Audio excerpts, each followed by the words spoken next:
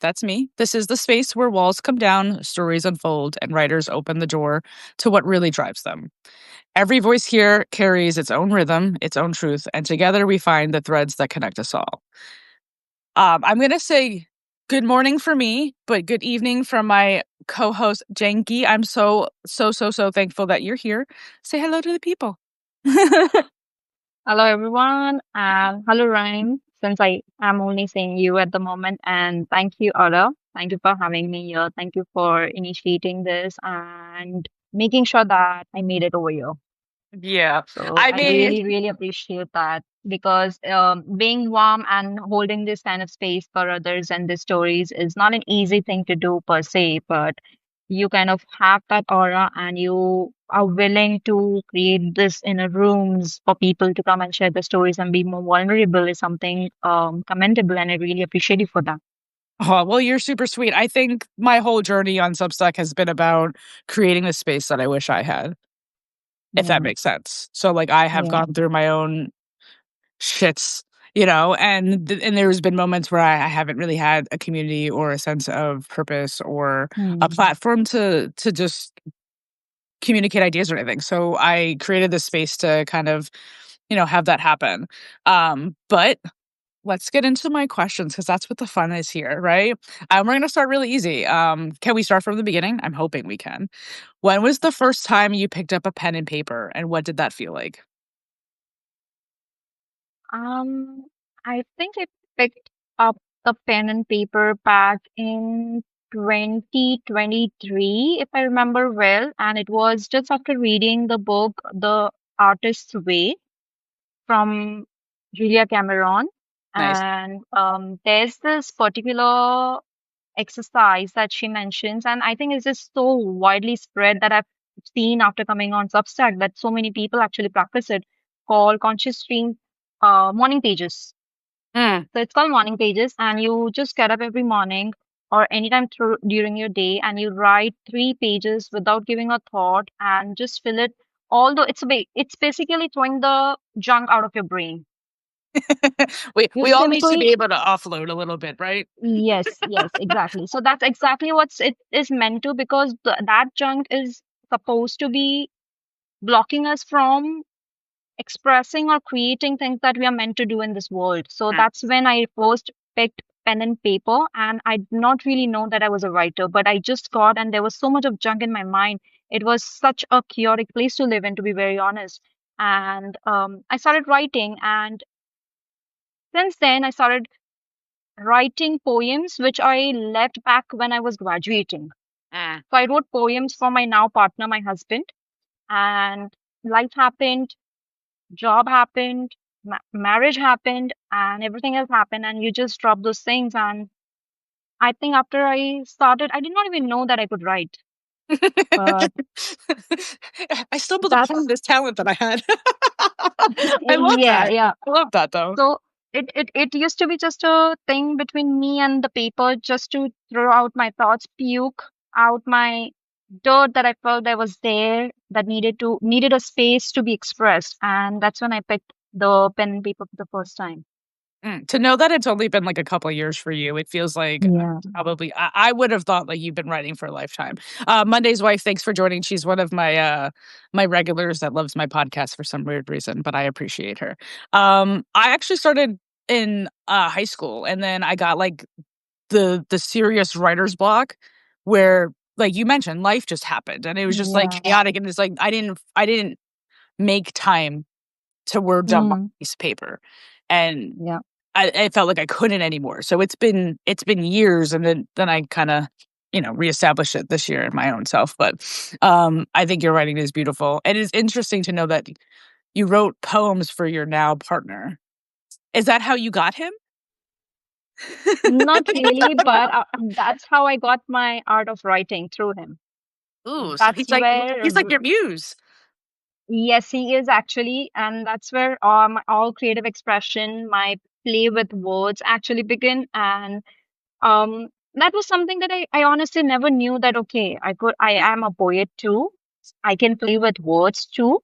And I think that's what I see myself doing even right now after I started writing on Substack. So words flow. There's a lot of unexpressed corners within me that wants to be expressed, and I feel more comfortable and more at ease when I'm writing poems.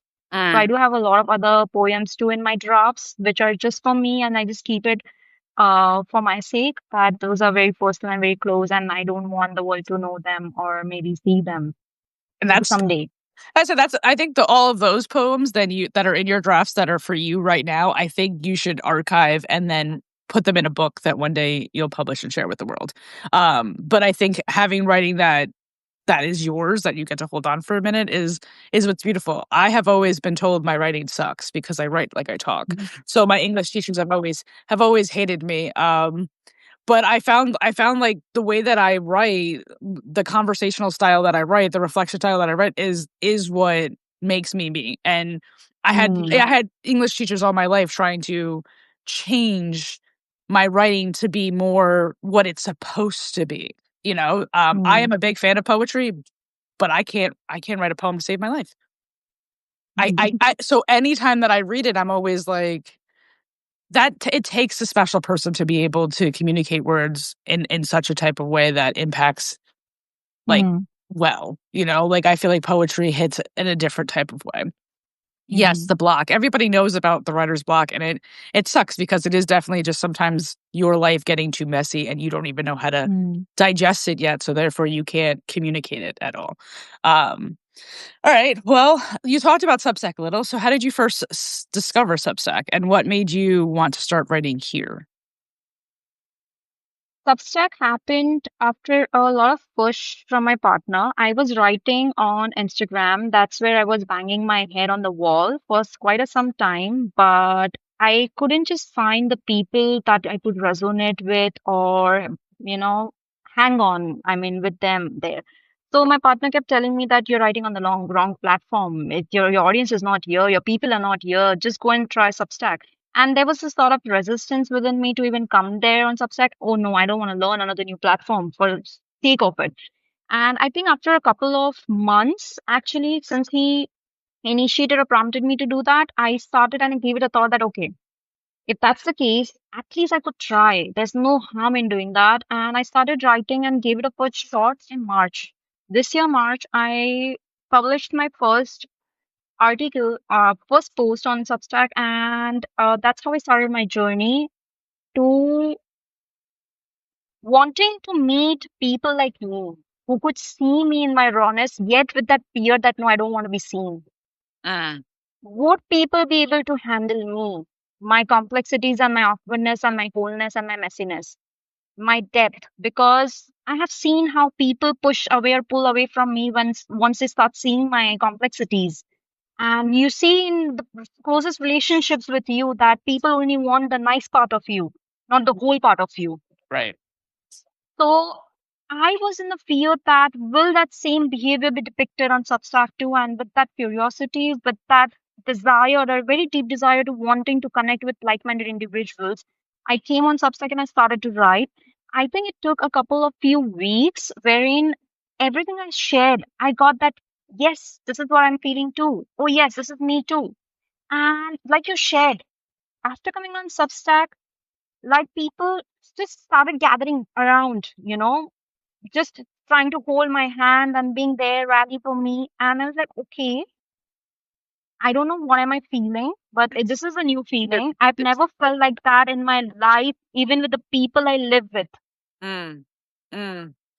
I So think that is, you're saying a lot there, and I feel like I also started in March, and I just looked up so the first post in March was called "Women Who Glow in the Dark," so if you haven't met or seen Janki's work, please go check her out because that is just one of many, like, the one that I read, the first one of your posts that I read that we'll get into a little bit later, wasn't until a lot later, and it just, like, that one that came in June, like, the mm-hmm, post that I read came in June, so it's just, like, to know that there are so many of us that started in March that are unapologetically whole in who we are and found community in this space is something that's beautiful, and I'm forever thankful. Um, I I can only assume that it felt kind of weird at first. Like, are these people serious? Or Mm. did you receive it like, "Oh my god, I finally did find my tribe, my group, the people that understand me." Was it more like that way that you felt here? Yes, it was very much that because the terms like healing and trauma and shadow work, all that words, people, as soon as I start writing or talking about it, people run away. They're scared of those things. But when I started writing and sharing my stories over here on Substack, I found that to be a commonplace, a common language among people that they were sharing about their own journeys from the place of authenticity and vulnerability, to be very honest.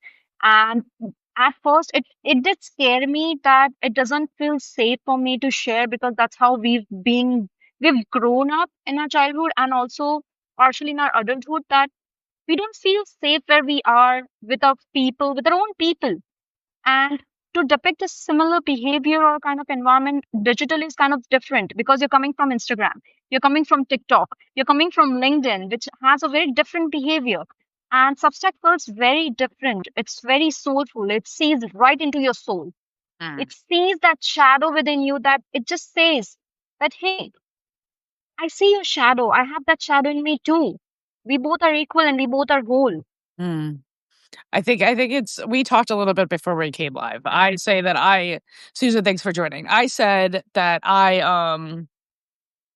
kind of judge platforms and like the TikToks, the Instagrams, the YouTubes of the world. And I kind of feel like there are certain types of people that do very well on those platforms because I actually feel like those platforms are performative, right? Like you can share whatever you want to share. You don't have to share the whole truth on those platforms. I feel like Substack is where people share the fucking messy truth. And that's what makes it a very unique, special place, and I'm so glad that at 2 a.m. in my bed one day, I was just, like, Googling where can I have a online blog presence?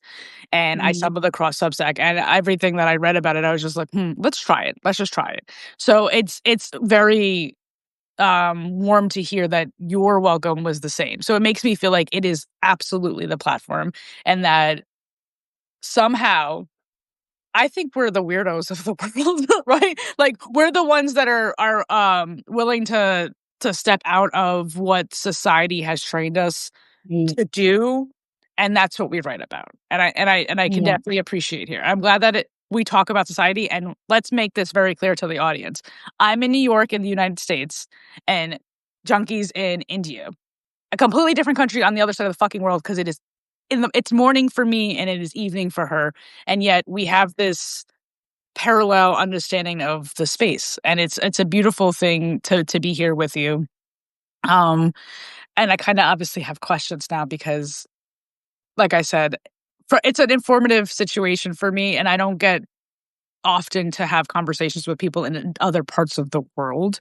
It's one thing to have, like, a conversation with somebody on, like, the West Coast of the United States. It's another Mm, to be able to sit with somebody like yourself who's in a completely different mm. place. So growing up in India, what aspects of your culture or upbringing shape the way you tell stories or reflect on your life?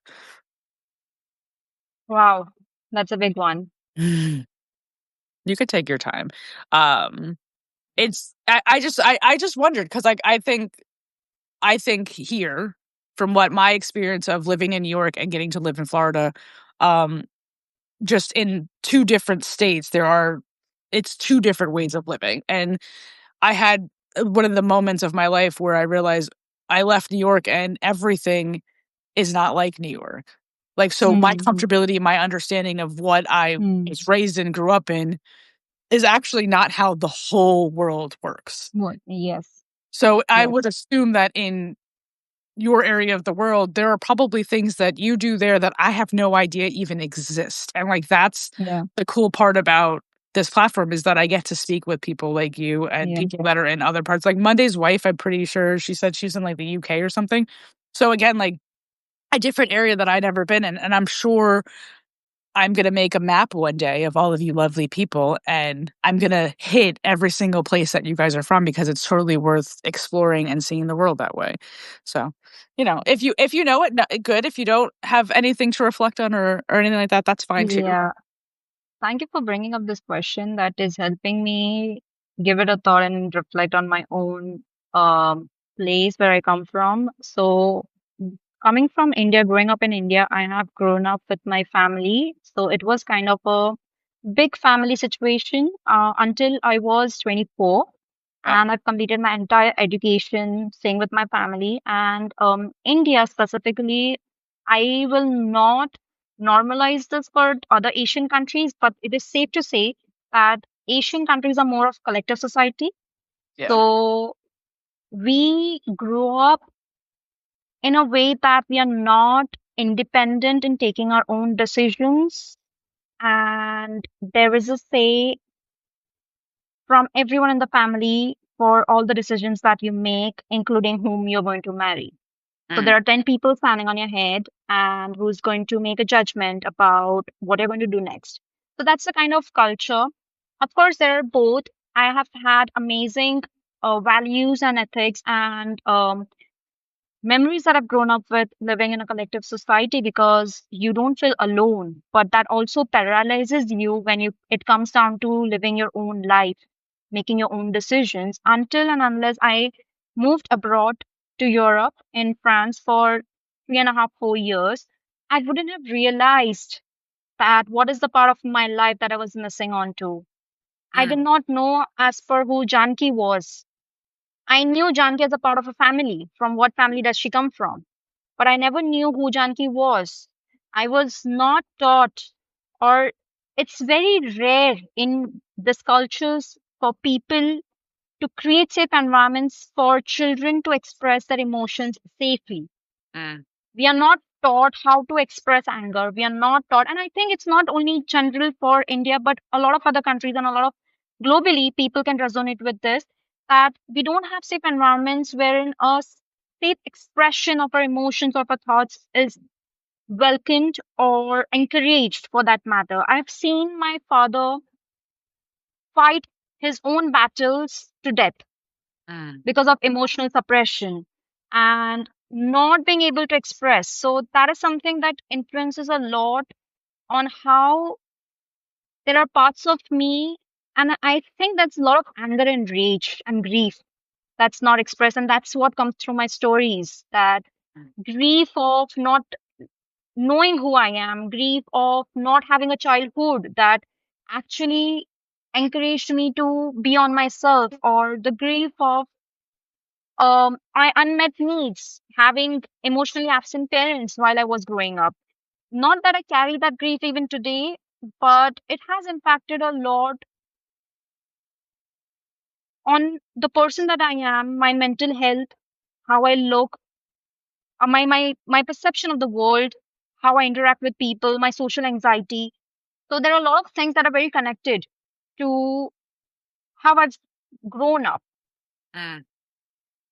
So I feel like you unpacked a lot of things there, and while I always feel like I'm parallel, I actually feel like what you're saying is completely opposite of what like was for me. Monday's wife is cooking and watching, and we can appreciate that she's doing that. Please don't burn it. Please don't burn anything. Um, so for me, I could relate to um the parents not being emotionally available. Um, but I would have loved to grown up in a family that was always there, surrounding, willing to Yeah. help, support, right? I was by myself. I felt by myself alone because I'm this sensitive, emotional person, and I need to express my feelings, and anytime I did communicate, "Hey, just so you know, what you just did made me feel this," it then Mm, led to a argument because the person that I'm communicating to is seeing it as an attack on them as opposed to mm, just seeing it what it is. Like, I'm not saying you're bad because you made me feel this way. mm, I'm saying that this is how I felt based on something you did, and it is completely your choice to just change it or not. I'm just bringing it to your awareness. So the lack of acknowledgement of my feelings completely has yeah, made it difficult for me to have relationships with my family. So I think it's interesting that I don't know what's the perfect way to raise a human. I genuinely don't, because I think a lot of us are missing, and that's where the generational stuff comes in, right? It's like Yeah, parents can only do the best that they can do based on what they knew. yeah, And it's just an unfortunate situation. I don't fault anybody for how I mm, grew up. I think, like, having the essentials like a home and food and yeah, clothes is always what a child deserves to have, but that emotional safety is something that I really wish I had. So to know that you yeah, also struggled with that even though you had a family around you, it kinda breaks my heart, you know? It's a kind of an unfortunate thing because it doesn't matter, I feel like which spectrum you're on, if there is not an emotional space that is safe for the child to just be, um, then it becomes difficult, and then that's where the trauma starts, you know? mm, So, I wanna get into a little bit, you know, a little bit of a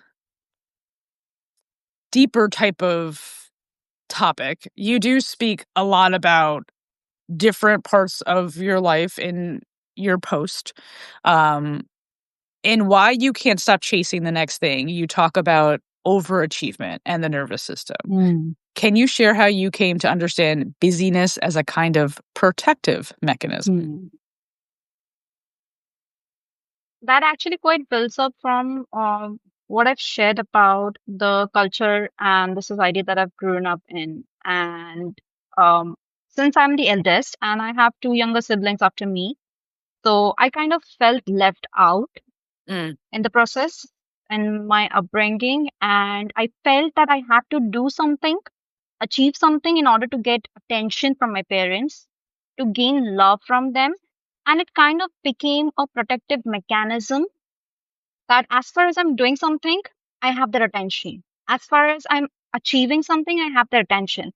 And I wasn't aware of this until the very beginning of this year that that's a very unconscious pattern that I've been repeating all my life, even until 30, that business, overachieving, constantly doing something was making me feel productive, was making me feel enough, was making me feel safe mm, to gain the love, the respect of people around me.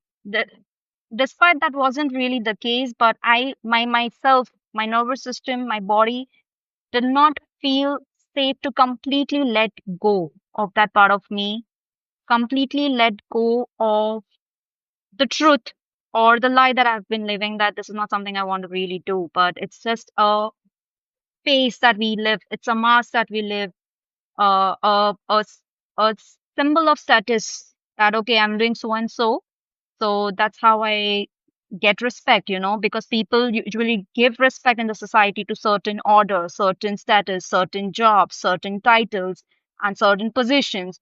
So it was very ingrained. And at a very early stage, I learned that I had to be so and so. I had to do so and so to be something in my life, to gain respect and to have stability, to have security, to have independence. So it was kind of very subconscious programming that became a very protective shield that I was mm. living with. Yeah, I again, I joked a little bit before we went live that these conversations are mirrors for me, and I hear everything you're freaking saying. And what I also feel everything that you're saying because I'm also the oldest. It's just me and my sister. We're 19 months apart, but yet I felt like when she came into the world, it was okay. Well, we have to pay attention to her because she's the baby. But it was like I was Yeah, only 19 months. yeah, Like I like what happened to me, and now all of a sudden that performance that okay, well, I have to if I achieve something or if I do something good, like I get the attention, I get the credit, I get so like for me, I became a fucking workaholic. yeah, I just dove into my job because I just felt like I needed to keep getting promoted. I needed to keep mm, getting higher up on mm, the ladder. And then, you know, I finally achieved my quote unquote goal over 16 years with one company. And I felt like, well, my parents can't say nothing now. I make six figures. My car is all in my name. Like I have my second home. They never even owned a home. Like, you know, I did it. Right. And even in that moment of I did it, I didn't even feel like it was recognized. because my sister's been a single mom for all of her life and she's done it and she did Mm, it faster. She did it before me, mm, so it was just like it's always been an unhealthy competition with siblings, and I'm not saying that yeah, people yeah, shouldn't have more than one child. I'm just saying be aware yeah, of the attention that you yeah, give to the children. That's all, because they all deserve all of it. But yeah, yeah. there's a lot of parallels to your stories and your emotions that I can definitely empathize and understand. 9 weeks of forever is so intimate. That is probably the post that was the first post that I read by yours. What what was it like to write that? To bring those 9 weeks into words?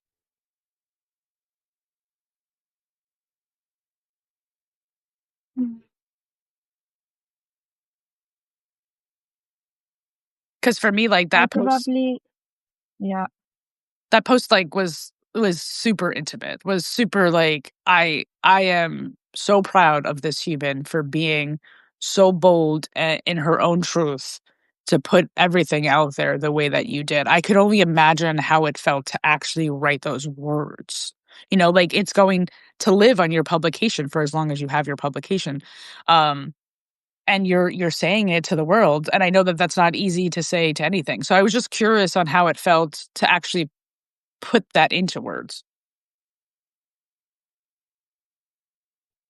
The day me and my husband found that we were not continuing with the pregnancy, we came back home and we informed our family that this is what it is. And we took the complete time by ourselves that we don't want to see anyone at the moment because it's just out of um, the respect and the time and the space that we both needed for ourselves to grieve. And something actually, I'm not sure if I can really put what happened and why I put that out and what strength that came, but that was not the end. But it felt like a beginning. Yes, your body lost a life. And I do have my waves of grief even today when I'm watching something, I'm listening to something, or even I'm just watching the sky and I just start crying. So those are the waves that hit me. But something in me awakened that something is not right. The way I treated my body is not right. Or this is not how it is supposed to be. Of course, there are other things. If you think scientifically and biologically, you have a lot of explanations for that, that the quality of the stomach were not good and, you did not have the right environment to just keep telling yourself that, okay, whatever happened was for good. The doctors tell you, your families tell you that maybe this unfortunate incident might have happened in the future, but it happened at the moment. But none of that helps Mm, when you're actually going through. right. So while you are going through that, none of this helps. But another aspect that really helped me to ground myself and hold myself together was when I think of karma and souls. I am a true believer of karma, good Mm, deeds. That maybe my womb was chosen by a life for some time to finish some sort of karma and it left. It wanted to initiate me into motherhood. It wanted to initiate me into deeper layers of self love that maybe I wasn't looking really. It did not want me to ascend, but it wanted me to descend mm, into my body. yeah. So I think from that space, I felt that no, this is not the end, but this is only the beginning of my journey, of my story, of what is there waiting for me, waiting for us. And I think that from that space, I got the courage to share it. I really did not know how did I put it out, how did I write it, but there was a deep pain, deep ache that I wanted to just let it go. I wanted it to burst out, but and in a space that I knew that it will be held very gently. I had that trust, and there were people checking on me throughout the time who knew. So that gave me a lot of confidence that, okay, I need to put this out of my chest because there's some something weighing on me, and I wanted to put it out. I want to share this maybe with one or two, or maybe anyone who reads it, who knows it, who comes across this, to know that this is not the end and this is not shameful. Because sometimes in a culture that we are living, it's also seen as a shame. It's also it comes down to guilt tripping. Maybe I might have not done something right, or maybe might have not taken complete care of myself, or maybe I should be doing this, or maybe I should be doing that. But that is not what exactly a person needs in that time. No So I worries. think that was, it's from that space, that strength that came out. Mm. And I might not be able to completely put it into words of what that exactly felt and looked like the moment that it came out, but No, I think you beautifully said it though. I think being able to take something like that and see it for a beginning of something, a call to awareness of maybe I need to pay more attention to myself, to how I treat myself, to what I put in myself, to whatever the case would be, in not a shameful or naming way, but in a mm, this brought me perspective, and I need to do better for myself. I need to show up differently for mm, myself. I love that again that you articulated as not the end of something, but the beginning of something beautiful. And I truly believe that. I think over the other posts like taking the long human way home. There are a lot of other examples of your resilience and your understanding of this happened to me, and I'm sharing it with people that I know can hold space for it, but I'm also not allowing it to define the way that I continue to move through my life. And I think that that's the best that you can do with the situation you were handed, honestly. Um, so in taking the long human way home, you explore ancestral grief and self-care. How has reflecting on generational experiences shaped the way you approach your own healing? that has been quite some work, especially this year, since past few months, because I have been reflecting a lot on my father's lineage and my mother's lineage for their own reasons. I have written also about my connection with the soil and Okay. my ancestors coming being the farmers. Similarly, when I speak about this particular grief and my ancestral healing from my mother's lineage, my mother had a very similar experience in her first pregnancy. Only that when I shared this news with her, she opened up to me and she said that I had a miscarriage too in the fifth month, and I was all by myself. Your father was on a pilgrim, and I did not know how did I get through that time. And that broke me, to be very honest. That broke me, and that at the same time gave me strength that this is not only my pain. This is not only my brokenness, or this is not only my grief. Actually, this is a grief of my mother that I've been carrying on to myself. This is the grief of her mother who raised my mother in the absence of her husband. Mm. So my mother grew up in the absence of her father for a very long period of time, maybe until she was 6, 7 years old. So I started sharing and talking to my mother and my grandmother, maternal grandmother, and I started understanding that where is this pain, deep rooted pain coming in me? Why am I feeling so intense? And this isn't only mine. This is something of generations that I am carrying. And maybe my mother would have wanted women like herself and her mother to care for her, to tend her with the warmth and the care that she needed then, but no one was there. And I felt the need to be that for that very woman, that very mother, and that very grandmother for myself. Mm. That's what it opened to me, that no, I am not going to wait for anyone else, but that very person has to be me, who shows up for myself, who cries her heart out, who cooks meals for myself, who is just there and allowing space and warmth without any judgment, without any timeline, that this grief has to be healed in so and so time, this grief has to look so and so, this grief has to be this and that. No, it doesn't. Grief does not have to have a shape and form. Mm. There is no timeline, there is no definition to how it looks for you and it looks for me. that is where I just picked a lot of strength from my mom, actually. And I don't, some things which is just cannot share and speak, it's just the kind of inner strength and inner courage that comes through you, through the generations of your own mothers who wanted to be there for you, who wanted to sing those songs for you to heal, but they are just not there and they just couldn't be there. It is complicated for my brain to wrap around all the things that you just said, just because it makes me wonder, are you here to break your generational trauma for your family, and being able to finally have a conversation which then exposed your mother's secret, right? Like, the fact that you shared vulnerably with her allowed her to then share vulnerably with you, and it was never your weight to carry because you were the child that she got to have. You were the one, and she didn't want that on you, right?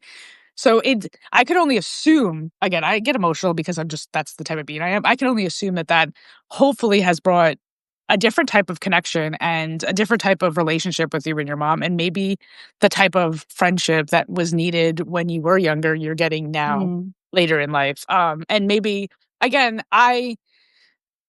I always look at my parents like, okay, they're also humans. They're also humans that have stories. And while I was a kid, I didn't care about their stories. Like, I needed them to just mm, be there. But now, as the adult who is still grieving the trauma that, came as my child self, I can understand. And if my parents actually shared with me more and mm, was able to meet me in an emotional way, maybe there was a way to repair and mend and move forward differently, right? I feel like I definitely was born to break my generational um, traumas that happen in the lineage of my family's life, whether my dad or my mother's side. And I feel like recently I have been naming them to my family. mm, And sometimes I feel out of my damn mind because I'm communicating something, but they're hearing something else. So that's where the name has come from. My whole life has just been, I'm saying, I'm speaking in English. The people that I'm speaking to in yeah. English understand English, but yet they're Mm, taking it some other way. And I'm like, what? And I've always thought I was crazy. In reality, I've just always been at a higher frequency than the people that, or so mm, I believe, than the people that I've communicated to. And not everybody is like me. And that is something that I've learned over the decades of being alive. And it's mm, definitely difficult. So the fact that you brought up soil, I read that piece. I love that piece. But I wanted to check in with you. It's been a little bit over 30 minutes now. I mm. didn't know if you were free to keep going or if you would like to say We adios. can just we can take this one last one and then Okay, so we'll end it with the body and soil, because the body is soil, mm, because I really enjoyed that piece. I thought it was beautiful, and you explore connections between the human body and cycles of nature, which I have found mm, myself like diving deep into hiking and being outside with my dog, just sitting in the sun, like whatever I can do to be more outside than inside. How do you bring that understanding into your daily life? my daily life. That's a very nice question because it's I'm not there yet and I'll never be there yet because it's a journey and I have only started to scratch the surface is what I can say. It's just merely a surface that I've started to scratch because our whole lives we've been living with this illusion that we are separate beings. Mm. But once we start the trauma, the ruptures that we go through, and what brings us back to ourselves, and it's a I believe it's a remembering. We forget and we remember. We forget and we remember. And this is a remembering with every act, no matter whether it's waking up with the sun and sleeping when the sun is down, embracing the moon. It's a remembering that yes, you're part of the cycle. You're no other being. You're not separate from it. Don't be that egoistic bastard. I love I'm that you said. sorry. I love that you said it. Don't I'm apologize. Please don't apologize. I'm so sorry for that, but I have lived like that for most of my life, and I feel it so deeply that how have we reached to a point that we feel that we're separate from nature? How have we separated ourselves from there? that we need to do practices and rituals and have got this modalities and everything into our day-to-day life for us to remember that, oh, we are that tree, we are that sun, we are that moon, we are so disconnected. And just to bring that little part of remembering into my life, I'm studying. I'm a student of nature. I'm a student of Ayurveda at the moment, to bring that cycles, to bring that synchronicity, that rhythm in my day, in my life right now, that makes me more connected with the nature. Also, my family, my father's family comes from the farming background, from agriculture background. So that's how I feel more connected to the soil. And I'm also married to a family who owns lands and who is into agriculture. So the cycle, it just feels like a cycle completed for me. What I disconnected, I got reconnected back to. Mm. I feel a lot more connected. I live in a space that has direct access to nature. Whenever I move, go back to my hometown or wherever I'm visiting my husband's parents. They have a very good backyard with a lot of trees in their own farm. So we ensure that we go and visit the farms. We live that part that their ancestors have built. We live that part of the bigger truth that we all are part of. Mm. So I think it's just a remembering every small act, no matter how small, whether you said hiking, whether you said cycling, going with your dog, sitting under the moon. These are all small acts and rituals of remembering and those moments of silence that makes you realize that, hey, human, you are just part of this bigger universe, bigger nature, bigger game, bigger play. You came from the soil and you're going back to the soil. Eventually, we all are going to be back to the soil. How do we forget that in this human journey of ours? I don't know. Like, literally, I saw a meme that said, like, it wasn't a meme. It was like a woman joking, like, "Fuck them kids, fuck this, fuck that," because at the end of the day, we die. Like, the prize of life is dying.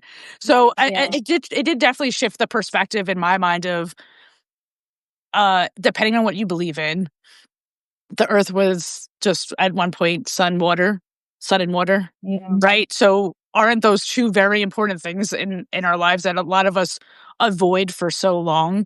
Like, a lot of us prefer, especially after COVID, prefer to stay inside, stay away from people, whatever. A lot of us struggle with drinking water daily, even though you should. Like, these are things that are essentials to being a part of the rhythm of the universe that, Yeah. we all have become, unfortunately, a lot of disconnection. And I think, our society does play its role, right? Like, a lot of us walk this earth trying to be the next, big thing of life or whatever the case might be, and trying to follow footsteps of others instead of leading your own footsteps, so it has definitely been an interesting journey, and I will say it 1,001 times, thank you so much for agreeing to do this. Thank you so much for pouring your heart out in every post. If you are not following Janki, I think that this is the time that you should. There are great posts like "The Body is Soil," um, "Taking the Long Human Way Home," uh, I think, what else I got? 9 Weeks of Forever is So Intimate, um, Why You Can't Stop Chasing the Next Thing. There are so many great articles that Janky has put out there to help people kind of start to return back to themselves. I think it is an ongoing situation. Um, Anybody that has joined, I'm sorry that you've missed all the goods. But I appreciate anybody who has been here with us today.